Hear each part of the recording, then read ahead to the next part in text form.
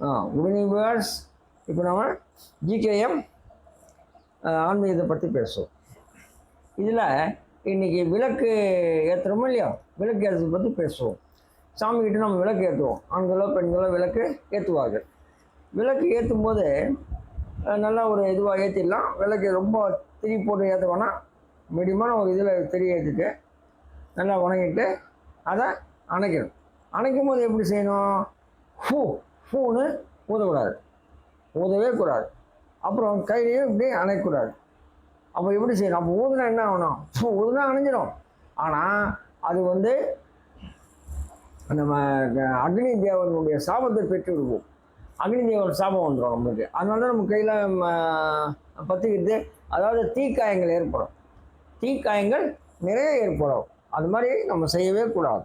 நம்ம மொல்லமாக ஒன்று அணைச்சினா கூட 10 காயங்கள் ஏற்படும். உடம்புலையோ இல்லை வேறு எங்கேயோ ஆக்சிடென்ட்லையோ தீக்காயம் ஏற்படும். தீக்காயம் ஏற்பட்டு இறந்தாங்கன்னா அவங்க சாபம் இருக்குதுன்னு அர்த்தம். யாருக்கு? அந்த குறிப்பிட்ட ஆளுக்கு. அதனால் நம்ம வாயால் இன்னும் அப்படி ஊதக்கூடாது, கையால் இப்படி அணைக்கக்கூடாது. அடுத்த விஷயம் என்னென்னா, அதுக்கு என்ன பண்ணணும்? எதில் அணைக்கணும்னா, படிகார கல் இருக்கு இல்லையா, படிகாரம் சொல்லுவாங்க பாருங்கள், வெள்ளையாக இருக்கும்.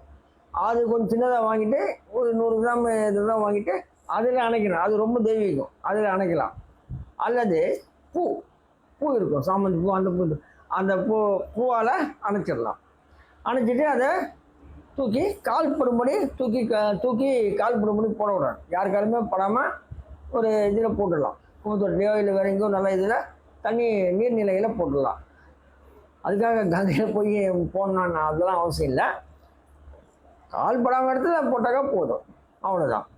அடுத்தது விளக்கை ரொம்ப நேரம் எரிய விடக்கூடாது. இப்போ நம்ம ஒரு 10 நிமிஷமோ 1/4 மணி நேரமோ சாமி கும்பிட்றோம், நான் விளக்கு ஏற்றிட்டு உடனே அணைக்கணும்.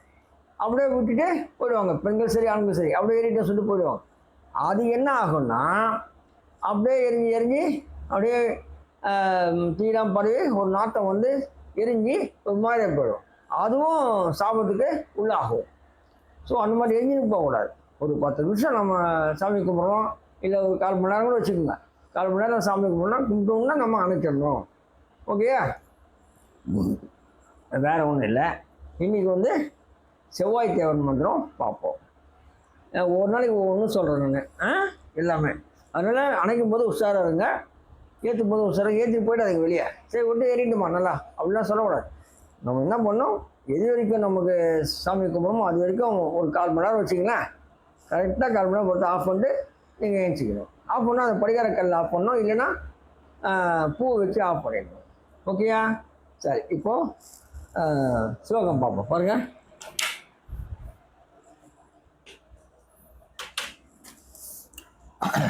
இது 7th ஜிகேஎம் ஆன்மீக குறிப்புகள், செவ்வாய் தேவன் மந்திரம்.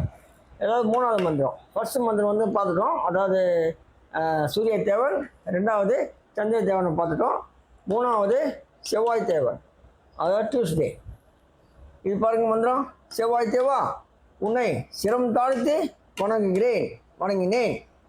பங்கமின்றி நான் நினைத்ததெல்லாம் வெற்றி பெறவே உன் மலரடி போற்றி வந்தேன்.